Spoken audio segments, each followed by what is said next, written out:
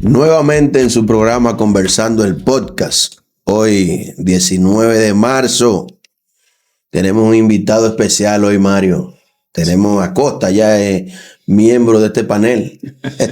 Sí, Acosta nos distingue. Acosta es parte del staff de este programa. Bienvenido, Acosta. Muchas gracias por invitarme nuevamente a este programa suyo. Que cada día más veo que está teniendo más auge, al menos dentro de la población bauruquense, ¿verdad? Sí. Bueno. Así que gracias por invitarme nuevamente. Le paso el chequecito en breve. Porque... Bueno, Acosta, no dejar de aprovechar, esto es una fecha histórica, el 19 de marzo, la batalla de Azua. Aunque este no es el tema, yo quiero que hablemos un poco de la batalla de la Fuente del Rodeo y esa pequeña confusión histórica en si fue el 11, el 12 y de los dos eventos que pasaron, el 11 o el 13. Y de los dos eventos que pasaron ahí. Él no pierde tiempo, Edwin, te agarra con esos temas históricos. Bueno, yo llevo de dos hoy. Sí. Porque yo vengo de una audiencia penal y pasé el día de ayer entero preparándome para conocer el juicio de fondo. Okay. Pero el abogado de la contraparte se presentó con un incidente de solicitud de extinción de la acción penal. Y toda la audiencia se fue litigando sobre la extinción de la acción penal y no conocimos el fondo. Entonces, hoy, mi hermano Yoserán me ha invitado a hablar de la creación de la provincia de Bauruco. Sí, correcto. Y me lanza ese... Eso es como un bateador cuando está esperando a un pitcher con una recta y el pitcher viene con un cambio de velocidad. Sí. Y lo desarma totalmente. No. Te cambiaron. Para un historiador eso no es nada. Es un pan comido, pan comido. Es estudioso en la materia, además. Claro. Bueno, mira, la batalla de la Fuente del Rodeo tiene una importancia significativa porque, aunque desde un punto de vista militar no se considera una batalla per se, sino un combate, una acción bélica, etc.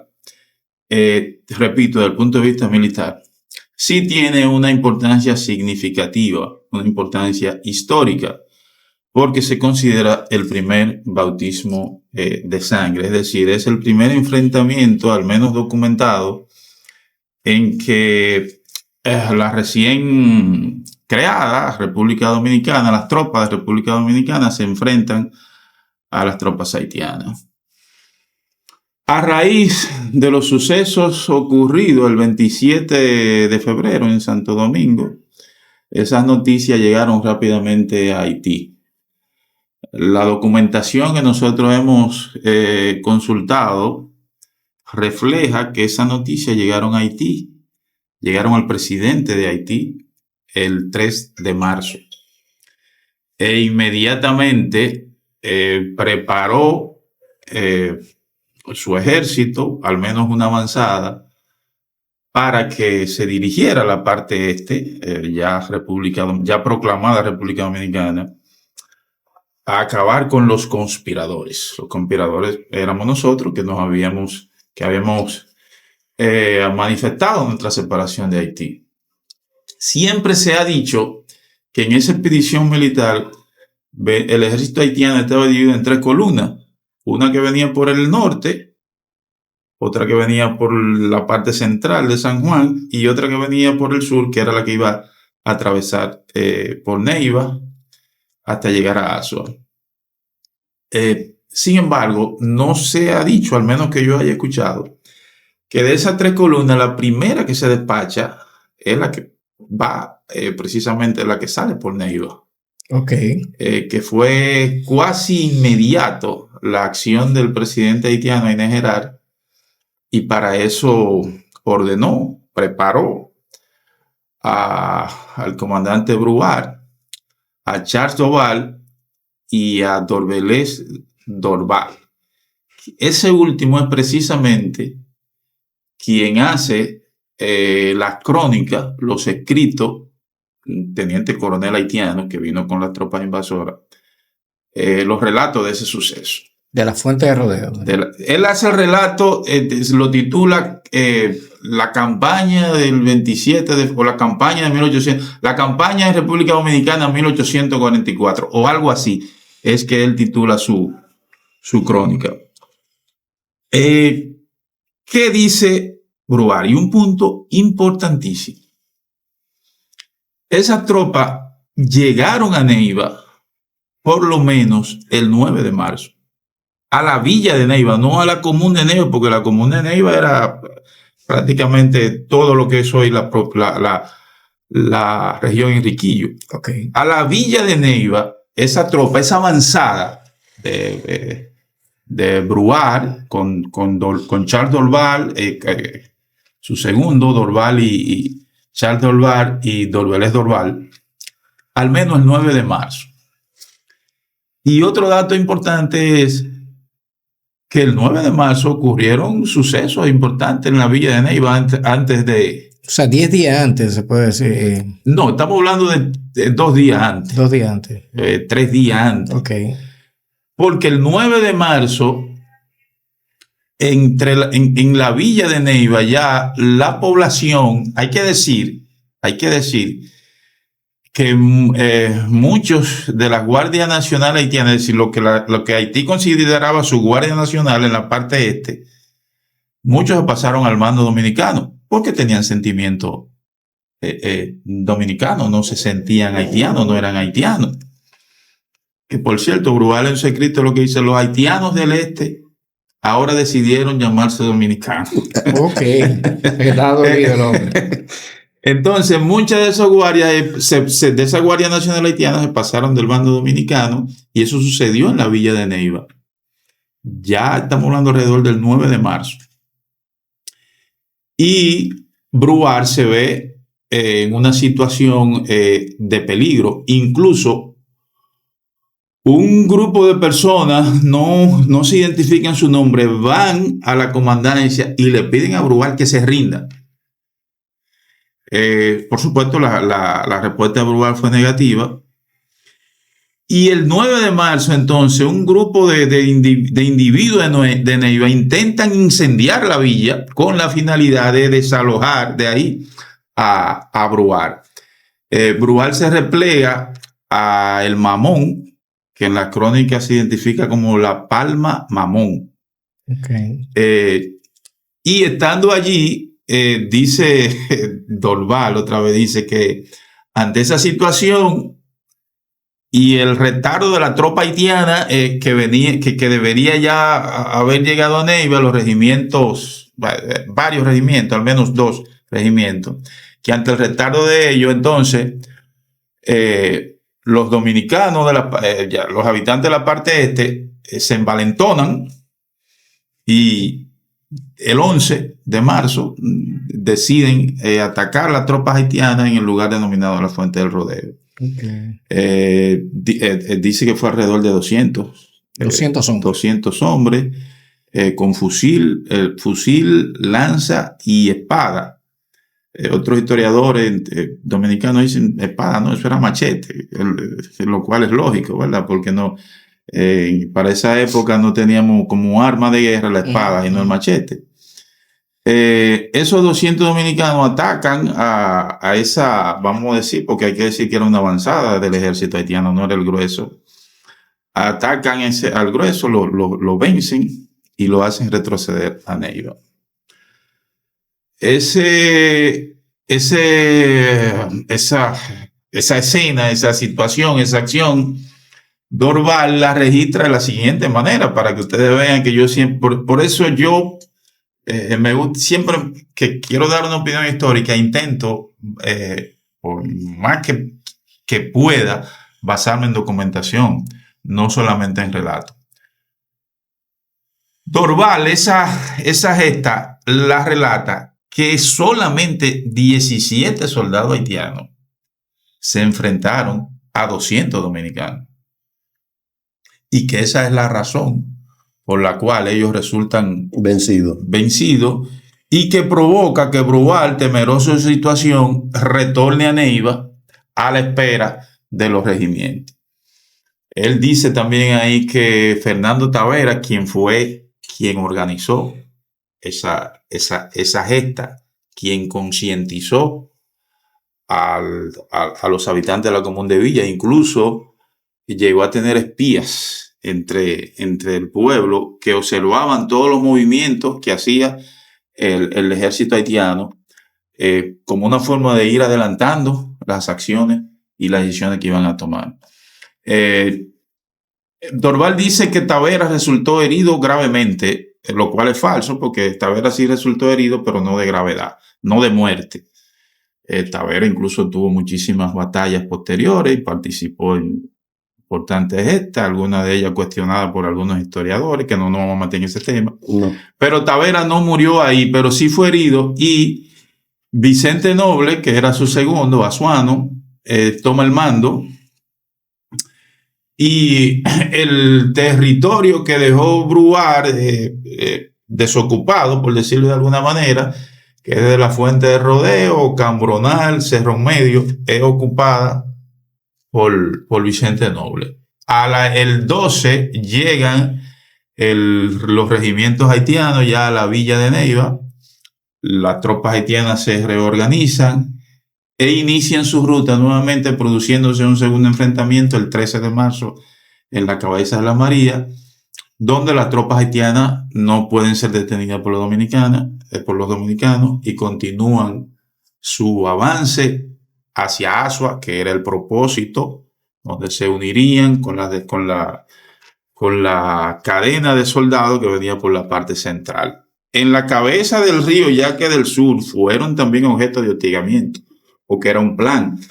Era presentarle la guerra de guerrilla, enfrentamientos rápidos sin hacer el enfrentamiento frontal.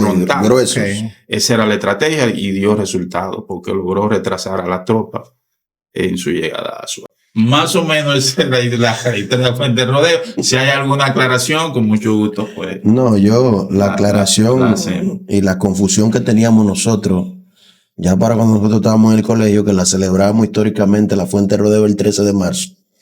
Y existía siempre esa confusión entre las fechas, si era el 13 o el 11, pero aclarado está en que la Fuente de Rodeo fue el 11 de marzo.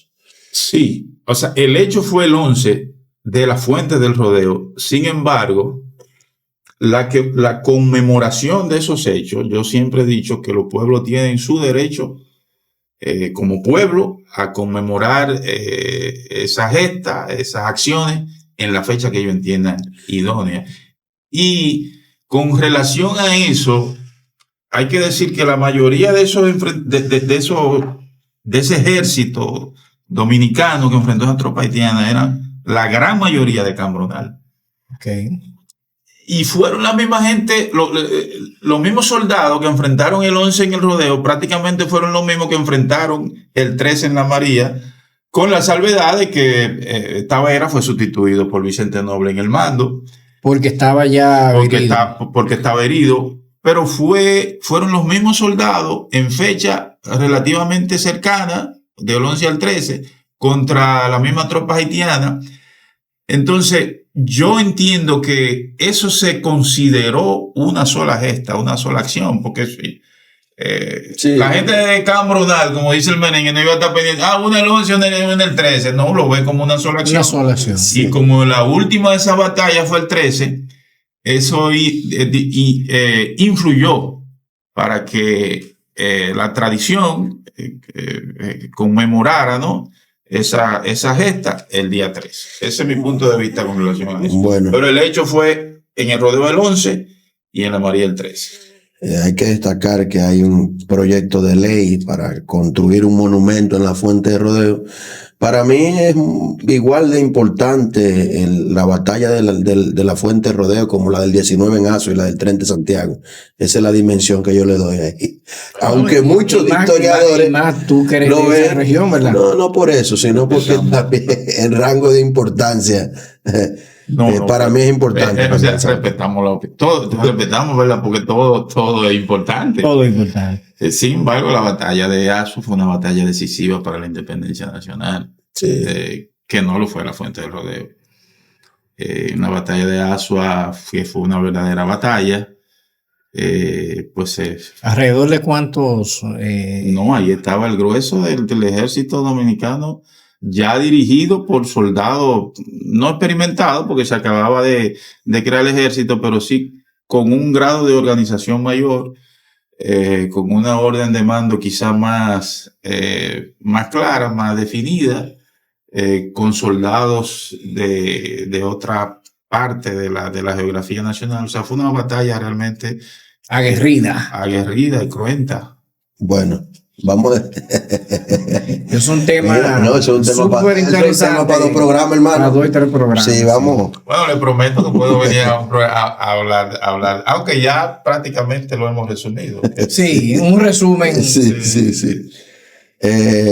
Vamos a hablar de la creación de la provincia de Bauruco, Acosta, que esa es la razón hoy más importante. Sí, que diríamos, Acosta, que el mes de marzo está dentro de todos los eventos que se pueden celebrar o conmemorar, ese 18 de marzo del 43, es que toma rango de provincia. Explícanos oficialmente, cuéntanos todo lo relativo.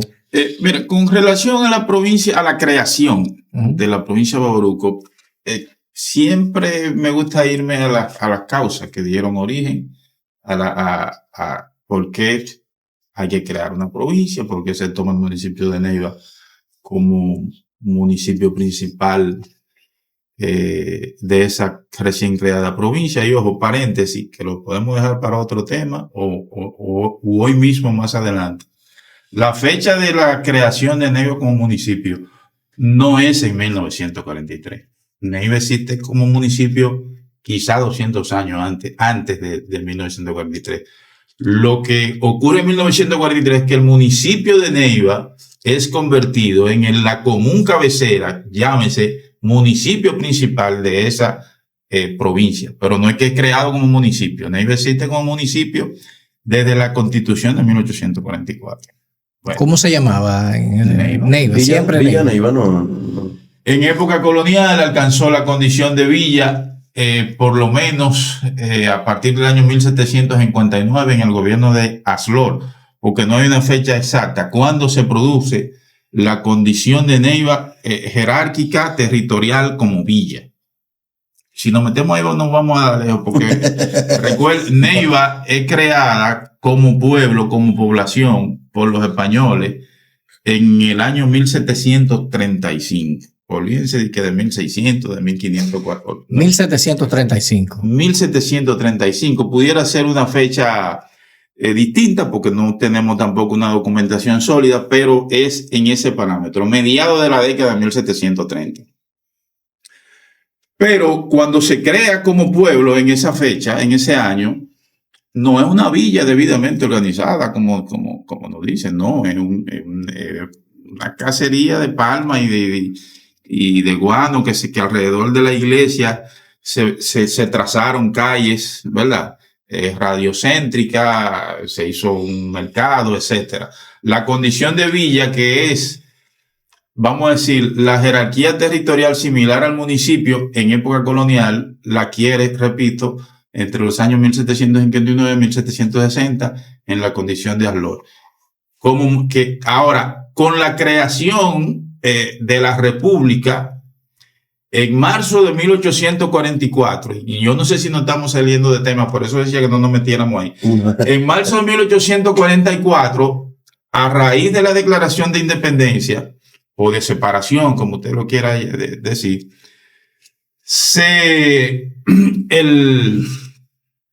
las autoridades dominicanas emiten un decreto llamando al pueblo a elecciones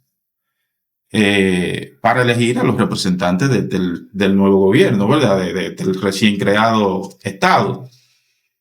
Y se establece que se le dará un voto como diputado, ¿verdad?, a cada común.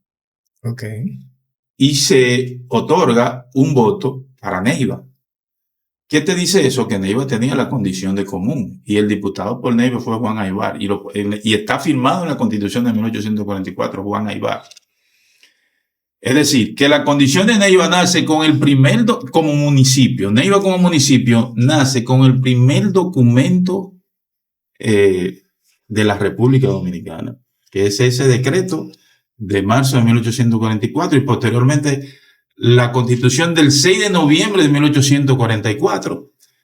También le otorga ya con un carácter constitucional la condición de Neiva como municipio, es decir, común, que era como se llamaba el municipio en esa época. Sí, es bueno aclarar ese punto, Acosta. Aunque estamos hablando de la creación de la provincia de Bauruco, tenemos ahí sobre el municipio de Neiva y la provincia, que aclaremos esa parte. Que no es lo mismo. Que no es lo mismo.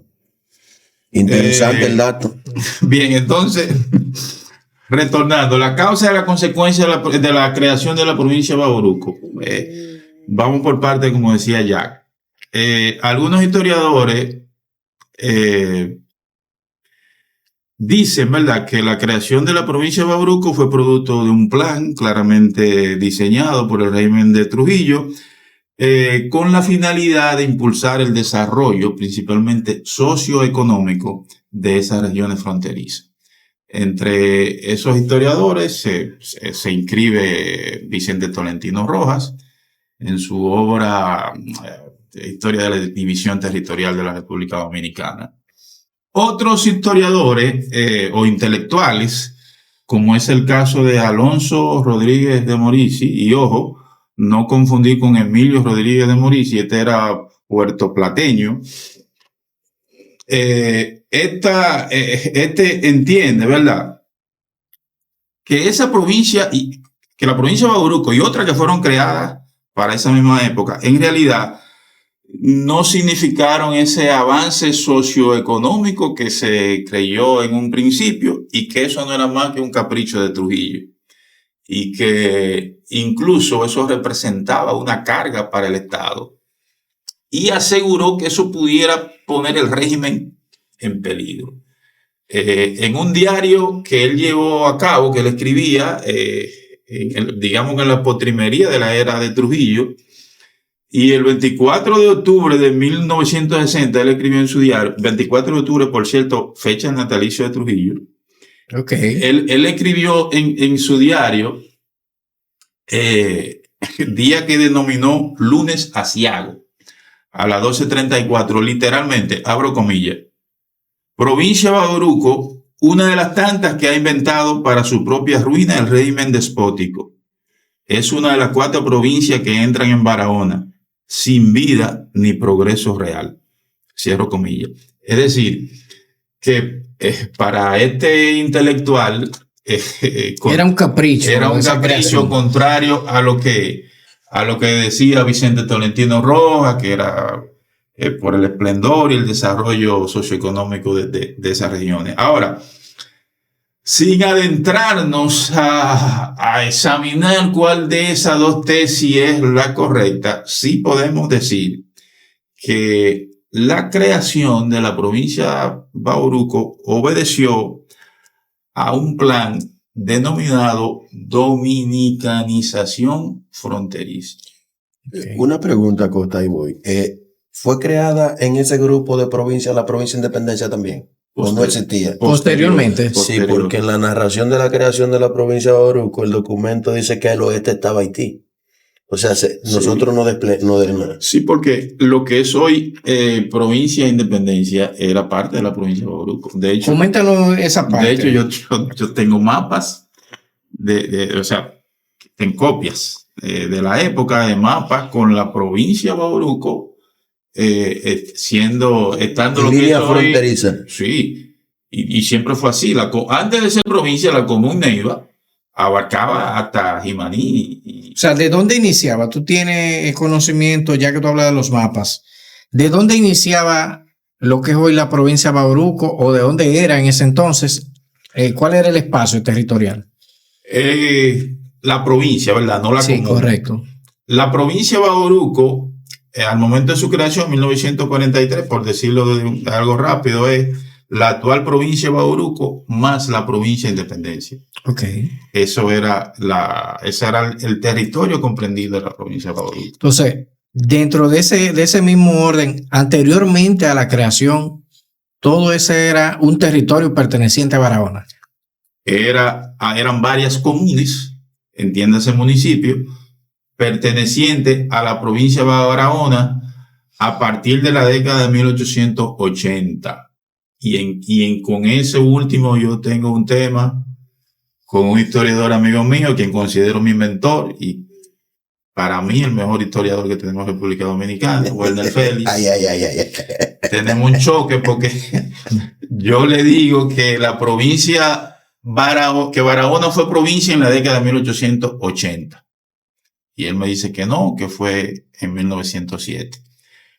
Pero entendemos ambos el punto de vista de cada uno. En realidad es una cuestión de criterio. Y hay una línea floja ahí. Y punto de vista. Y documentada. Lo que pasa es que Barahona es provincia a partir de 1880, pero no se llama provincia. Se llama Distrito Marítimo. Okay. Ese es el nombre que tenía. Tenía el nombre de Distrito Marítimo, pero funcionaba como provincia. Okay. Y la Constitución de 1907 lo que dice es, a partir de ahora, las demarcaciones territoriales que se denominan Distrito Marítimo, a partir de ahora se denominarán provincia. Entonces yo no puedo partir del criterio que a partir de ahí es una provincia. No, a partir de ahí empieza a llamarse provincia, pero tú estás funcionando como provincia desde 1880. De hecho, la común Neiva perteneció al Distrito Marítimo de Barahona. Y una común no puede pertenecer a otra común, sino a una jerarquización mayor. Pedernales pertenecía todo a Barahona también. Pedernales pertenecía a la provincia de Barahona cuando fue creada como provincia. ¿Y anteriormente? A la común de Neiva. Pedernales también. Claro, en época colonial, o a la villa de Neiva. En esa... Oye, mucho territorio. Sí. Lo que pasa es que tenemos que ubicarnos en las épocas. Okay. Por ejemplo, hasta el año 1997, el municipio de Galván perteneció al municipio de Neiva. Sí. Pero a partir de 1997 ya no pertenece. Sí, claro. Entonces, eso ocurre con Neiva y Barahona. Y tenemos que hacer también una salvedad. No es lo mismo hablar de común o municipio que hablar de provincia. ¿Entiendes? No, exacto. Porque como común, como pueblo, Neiva es más antiguo que Barahona. Como común. Es decir, Barahona perteneció a la común de Neiva. ¿De acuerdo? Sí. Ahora, Neiva nunca ha pertenecido a la común de Barahona. Okay. Neiva pertenece a partir de 1880, repito, o si ustedes se quieren inscribir en la tesis de la mayoría de historiadores, a partir de 1907, Neiva pertenece a la provincia Barahona, pero no a la común de Barahona. Okay. Mira, yo tengo una pregunta en ese orden, porque cuando se hace esa división territorial, el municipio de Vicente Noble pertenece a Barahona. Hay algunas personas, respetamos los criterios, que entienden que Vicente Noble debía pertenecer a Bauruco. Y mira que gracias por esa pregunta, porque resulta, ahorita yo te dije que toda la región Enriquillo era la común Neiva, menos Vicente Noble. Okay. Siempre estuvo porque es Asua.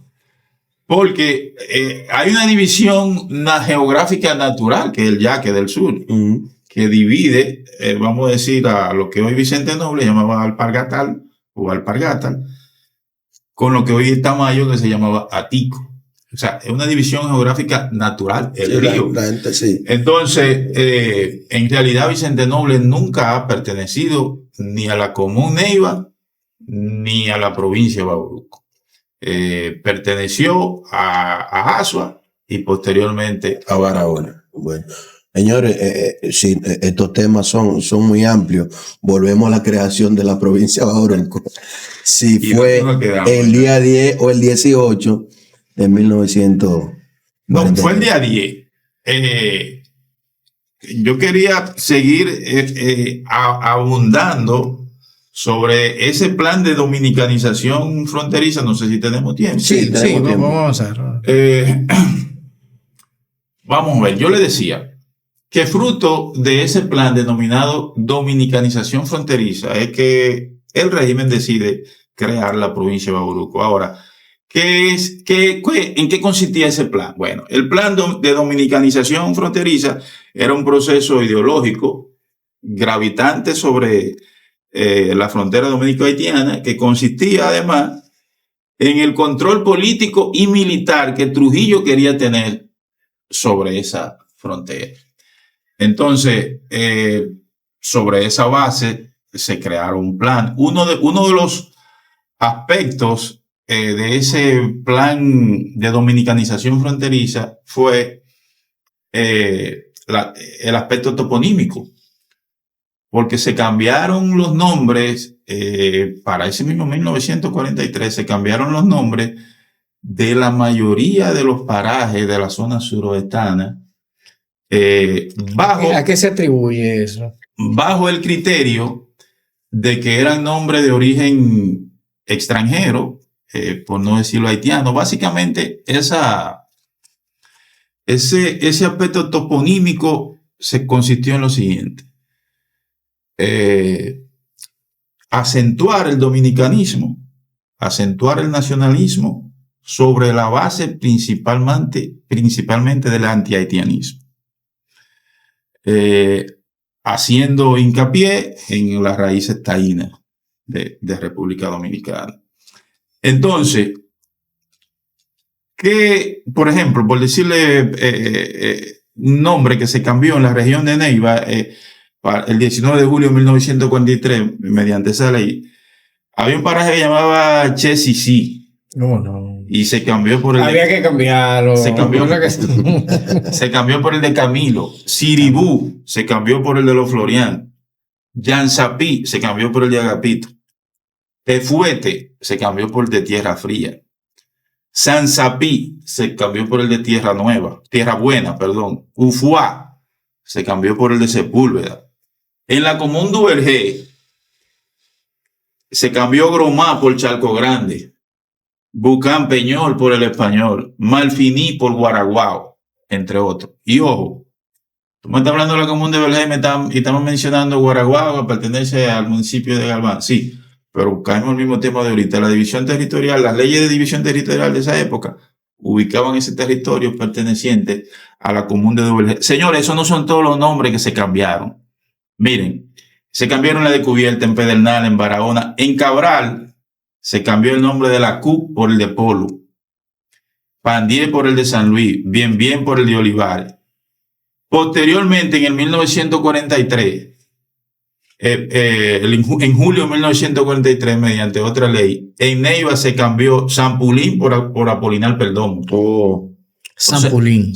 Aunque existe Sampulín hoy en día. Sí, pero como una demarcación más pequeña. Exacto, perteneciente a Apolinar Perdomo. Pero antes era todo el territorio que se llamaba Sampulín.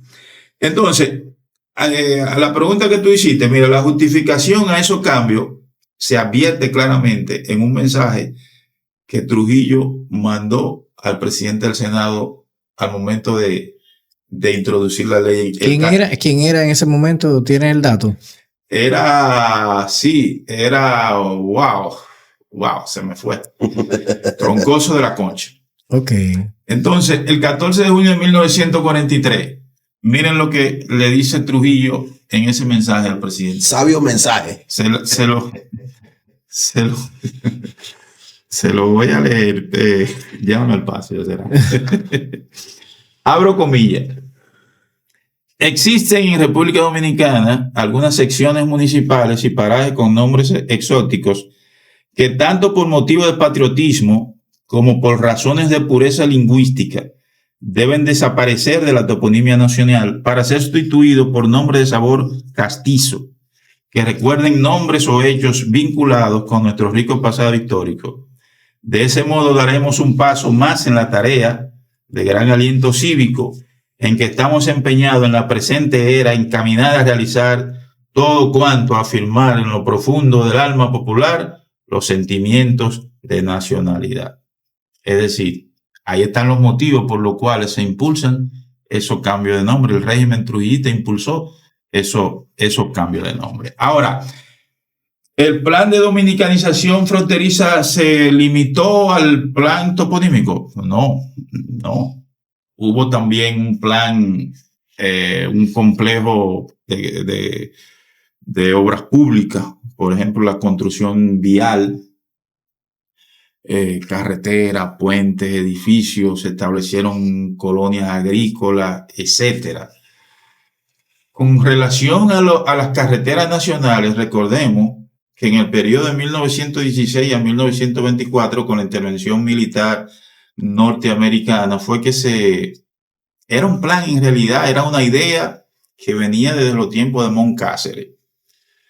Pero fue en ese gobierno de intervención militar en que se ejecutaron, y ahí se construyen las 3 grandes carreteras, la carretera Duarte, la carretera Sánchez, la carretera Mella. Pero lo que nos interesa para este conversatorio, ¿verdad?, es la Sánchez.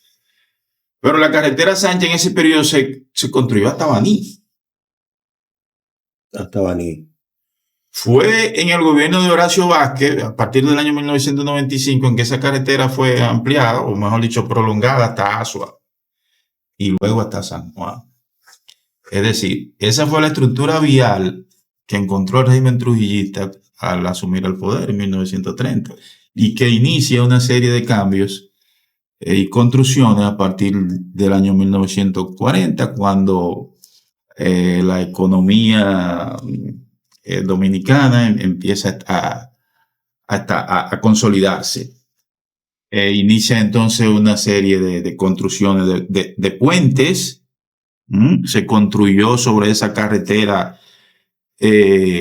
Vamos a ver, señores, mire, ustedes me están volando aquí muchas cosas, pero vamos a seguir con los puentes. Mire, se construyó el puente denominado el puente José Trujillo Valdés, que ese fue el papá de Trujillo. Sí, ese puente fue inaugurado el 26 de enero de 1935 sobre el río Baní. Es el actual puente Marco A. Cabral. También el 7 de octubre de 1935 se construyó el puente Julia Molina sobre el río Ocoa, es el que está próximo a Los Pilones. En fin, señores, una serie de obras públicas. Construyeron muchísimas escuelas en el municipio de Neiva, en la comuna Neiva. Se establecieron colonias agrícolas.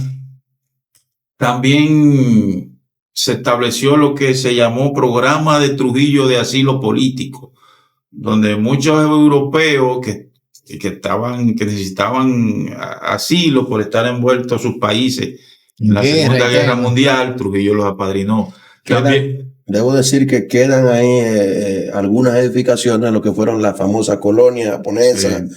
En Plaza Cacique, la colonia Neiva, y en la colonia de Duelé quedan todavía las estructuras de esas casas que se hicieron para esos fines, para colocar ahí, ubicar a esas personas que eran experimentados agrícolas. Trujillo también, para un asunto, dicen unos historiadores, refinar la raza dominicana también. Sí, Trujillo tenía ese plan. Sí, Trujillo tenía ese plan. Pero en este caso, lo que primó fue el poblamiento de esa zona que estaba despoblada. Y además de eso, tú sabes que plan implementó el régimen. Algunos desafectos del régimen eran obligados a vivir en zonas fronterizas, lejos de sus comunidades habituales, por 2 razones. Primero, repoblar la población, y segundo, te quito de tu, vamos a decir, de tu lugar de influencia, y al régimen no podía acusarse de que lo tenía preso. Sí. Entonces lo que hacían era que lo obligaban a vivir en otros territorios, tenían que asistir a actos del Estado, y señores, con eso en Neiva, ¿verdad? El 23 de mayo de 1943, fruto de ese plan, fue trasladado el doctor Otto Guaroa Felipe Pin, y vivió en Neiva por ese tiempo. También Juan Rafael López Tuero a la Mata de Farfán y Poncho Pousaleta a Duelé. Pousaleta. Fruto de la implementación de ese plan. ¿Qué le estoy diciendo, señores? Mire, esos factores, ya para acabar con eso, esos factores dentro del plan de dominicanización fronteriza, unido al vasto territorio que entonces comprendía la provincia Barahona, lo que evidentemente favorecía al incremento de la migración ilegal.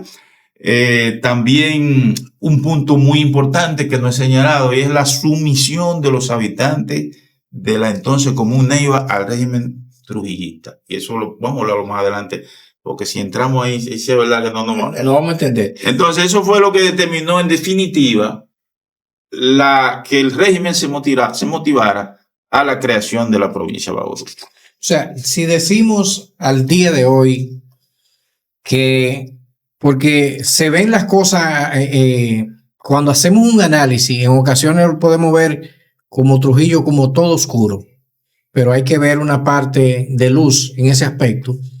Cuando tú planteas el punto de la nacionalización, dominicación, exacto.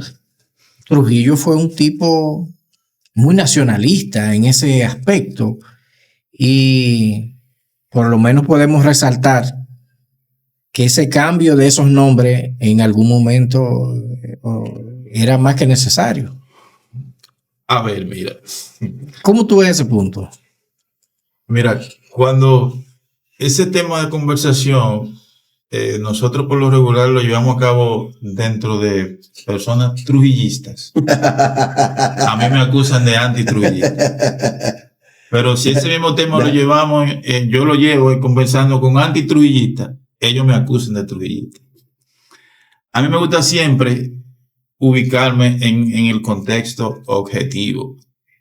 El régimen de Trujillo, señores, es una etapa de la historia dominicana crucial que tuvo muchos aspectos negativos y hay que resaltarlo, esos aspectos negativos, pero yo entiendo que no hay que ocultar las cosas positivas que tuvo el régimen en obra pública, en estabilidad política, aunque muchas personas dicen, ¿cómo no va a haber estabilidad política asesinando a todas las personas, imponiendo su absoluta voluntad? Sí, ok, pero hubo estabilidad política, por lo menos eso sentó la base para que no sucediera lo que sucedía antes de ese régimen.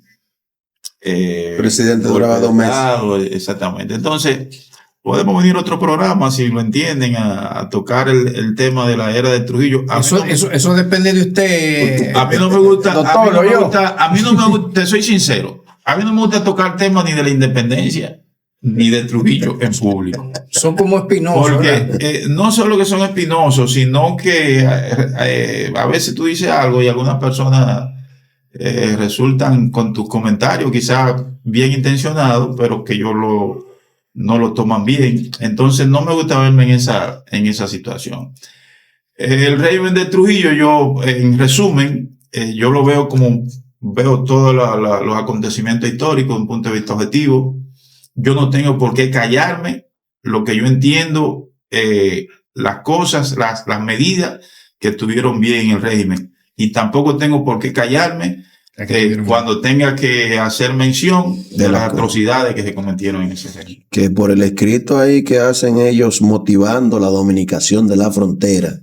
Ese plan, antes de que tú sigas, déjame decirte que ese plan de dominicanización fronteriza es duramente criticado por la mayoría de historiadores dominicanos. O sea, no lo vean como que es una cosita muy linda. Hay que ver la parte que ellos plantean también, ¿verdad? Porque, fíjate, yo te dije que el trasfondo de eso era que Trujillo quería tener control militar y político sobre esa parte del territorio, sobre esa frontera. Entonces, sobre esa base, recuérdate que fruto de ese plan de dominicanización fronteriza, tuvimos los acontecimientos en Dajabón de 1937, que la historia dominicana recoge como el corte. ¿Me entiendes? Sí, claro. Son varios puntos. Yo hice referencia a él en el aspecto como donde nos compete a nosotros como causa para la creación de la provincia de Bauruco. Sí, entonces, decía que ese escrito motivado se me parece mucho a los escritos del es presidente Joaquín Balaguer. Parecería que fue el secretario ¿Cuál? el que habla de la dominicación, de la motivación de El la que le dominicación mandó de la bandera. al presidente del Senado. Quizás, pero para esa época todavía el doctor no tenía Esa influencia. Ahí estaba Peña Valle. El 43. Sí, ahí estaba Peña Valle, estaba Paino Abreu, estaba Bonetti Bulgo, Vicente Tolentino. Ese es el papá de Tolentino Dip. Vicente Tolentino. ¿Tiene alguna? No sé si. Pero es posible, ¿verdad? No sé, no tengo conocimiento. Mira, volvamos a lo de la. Tú sabes algo. Haciendo un paréntesis, mira, haciendo un paréntesis ahí. Pero no hemos hablado de la. ¿Sabes qué? Hoy tenemos alguien que está aquí en el set y quería saber, dentro de los primeros habitantes de estos pobladores de la provincia de Bauruco y del municipio de Neiva, ¿hay algunas familias destacadas, algunos apellidos que aún se conservan y se mantienen? Por ejemplo, Cesario Erame, de los Erame. Cuéntame, ¿hay algún grupo? Bueno, primero tenemos que ubicarnos en épocas. Ok. La referencia que yo tengo, el apellido Erasme, la tengo por un libro que escribió mi hermano Tito Matos, que ese libro se titula Regil Erasme, otros Erasme, otros Santil, algo así. Y entonces yo leyendo ese libro, que es una narración que hace Tito, una recopilación de información muy interesante, y ahí entonces él habla del apellido Erasme y refiere que ese apellido se introdujo en la isla de Santo Domingo con la llegada de Leclerc, la expedición de Leclerc de 1809, cuando vino a desalojar a las tropas de Toussaint que estaban ocupando la parte este de la isla. Y que posteriormente algunos de esos apellidos se establecieron en la zona suroestana que hoy conocemos como el Estero. Para hablar del apellido Erasme debemos... Y ahí estamos hablando de la década de 1880. No, un poquito antes. Para hablar del apellido Erasme debemos coger otro programa. Vamos a volver a lo de la provincia de Bauruco. Antes de salir de lo de Erasme, Cesario Erasme, la persona que te mencionó, es una persona de mucho valor moral y a quien le tengo muchísimo respeto. Y vino hoy a ver cómo se desarrolla esto. Deberíamos invitarlo. Sí, él viene. Entonces, a modo así ya haciendo una síntesis de lo que sería la fundación de la provincia. Bueno, hemos hablado de las causas, todavía no hemos entrado entonces ya a los trámites de la creación, que sucedió, primero, cómo se manejó esa información, luego cómo se tramitó esa creación en el Senado. No hemos hablado de eso, no sé si tenemos tiempo. Sí, vamos a tocar unos cuantos punticos de eso. Bien. Mira, sabemos, ¿verdad?, que tradicionalmente hemos incurrido en el error de dar por establecido la creación de la provincia el 10 de marzo. Como dije anteriormente con la fuente Rodeo el 13 de marzo, no estoy criticando la conmemoración. Si el pueblo entiende que esa jerarquización a provincia tiene que celebrarla el 10, yo respeto eso, ¿verdad? Ahora, lo que no se puede ocultar es, o lo que hay que enseñar, o lo que hay que decir es que la creación oficial fue el 18 de marzo. Entonces, el 10 de marzo, ¿qué sucede el 10 de marzo? Y aquí viene quizás, digo yo, donde se origina el error. El 10 de marzo de 1943, a tempranas horas de la mañana, Trujillo, en una concurrida reunión en el Ayuntamiento Municipal de Neiva, anunció la creación de la provincia. Desde el día 9, Trujillo venía haciendo un recorrido por toda la región sur y había visitado Azua y Barahona antes de llegar a Neiva. Ese recorrido lo hizo en compañía de Peña Valle, lo hizo en compañía de Bonetti Burgo, lo hizo en compañía de Paulino, que era el comisionado especial fronterizo.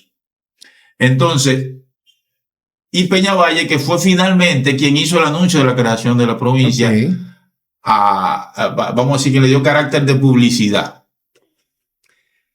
¿Qué fue lo que dijo Peñavalle? Vamos a leerlo. Aquí dice: Neiva, 10 de marzo de 1943, La Nación, periódico La Nación. Esta mañana a las 8 llegó a Neiva el ilustre presidente Trujillo.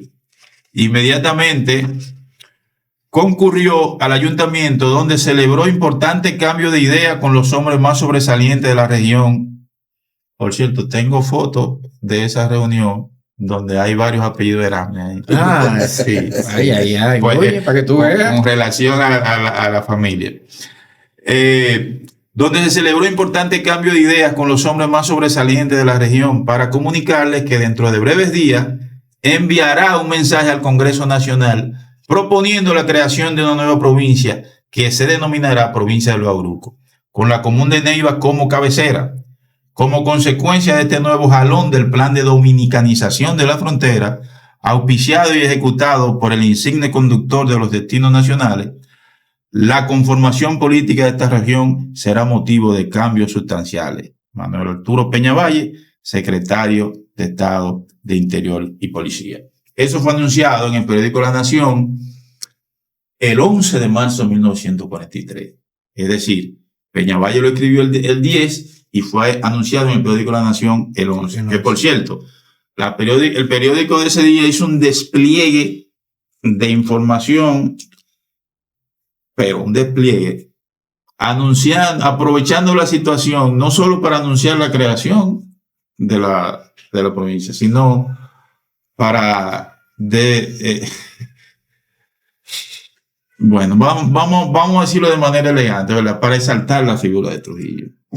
Entonces, posteriormente, el 12 de marzo, el síndico de Neiva, Miguel Lama, en ese entonces, hace un anuncio a la población, ¿verdad? Donde prácticamente lo mismo que había anunciado Trujillo en el ayuntamiento de Neiva, lo que había dicho Peñavalle al periódico La Nación, Miguel Lama lo recoge, lo resume y se lo dice al pueblo de Neiva, indicándole, ¿verdad?, que ya la provincia, o sea, dando por un hecho que la provincia estaba creada. Incluso el anuncio que él hace, escribe literalmente Neiva, provincia Bauruco. Eso lo escribió él, repito, el 12 de marzo. Okay. Y desde mi punto de vista, ahí viene la confusión. Ahí se origina la confusión. ¿Qué dijo el síndico Lama? Si me permiten leer. Sí, claro. Dice: Neiva, provincia del Bauruco.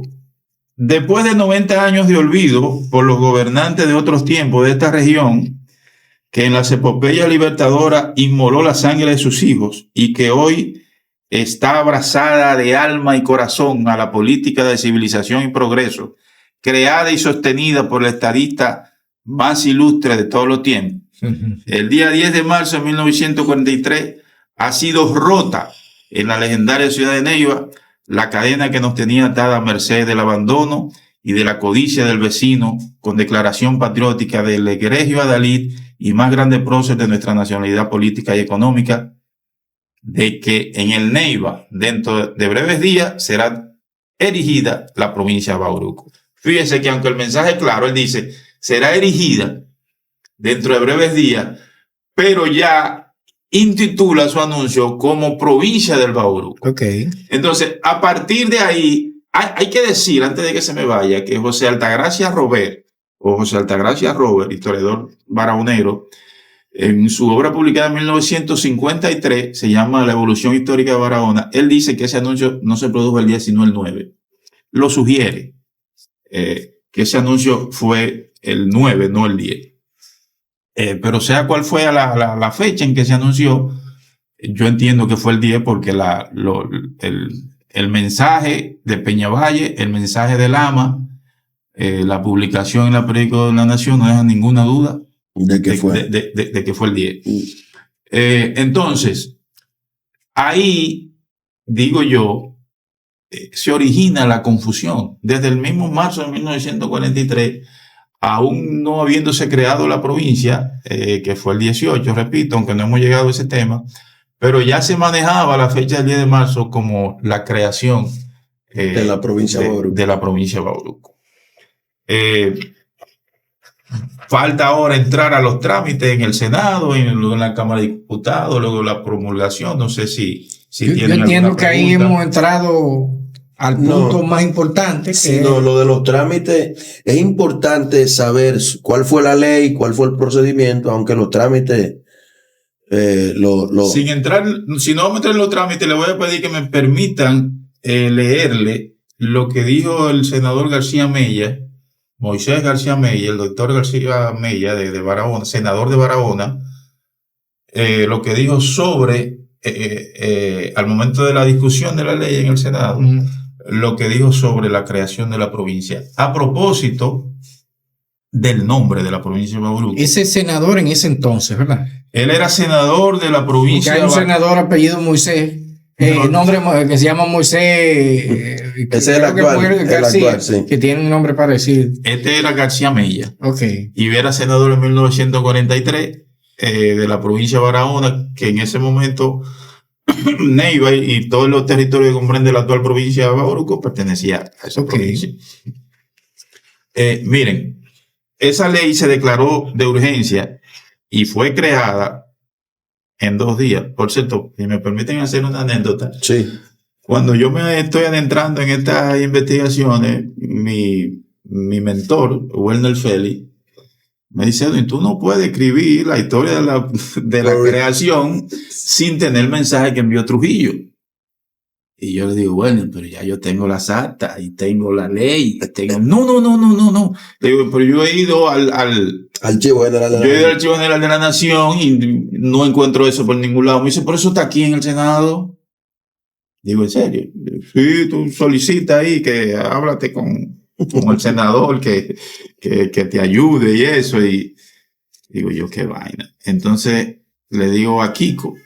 Sí, Manuel Rivas, le digo, hermano, mire, ayúdeme aquí a que me den permiso para yo entrar a la bóveda de seguridad, al archivo donde está esa acta para tener acceso a esa información. Kiko con muchísimo gusto me ayudó y hasta fue conmigo. Yeah. Entonces cuando entramos, que estamos leyendo las actas, yo me reí mucho porque recuerdo que Kiko me dijo, el diantre, pero hicieron una ley en 2 días. Y realmente fue así. Fue así, rápido, al vapor. Se declaró de urgencia en el Senado en un día. La iniciativa fue introducida el 15 de marzo. El 16 se aprobó en 2 lecturas consecutivas, una ordinaria y otra extraordinaria. Y el 17 se aprobó en la Cámara de Diputados y el 18 se promulgó. En las discusiones sobre el Senado y a propósito del nombre de la provincia de Bauruco, que he visto que se le pretende cambiar el nombre o es una idea de cambiarle el nombre a la provincia, bajo el supuesto de una ausencia de identidad con el gentilicio bauruquense, cosa que yo considero que no es así, y bajo el supuesto de que ya la sierra de Bauruco, que en el principio pertenecía a la provincia, hoy ya no pertenece a la provincia.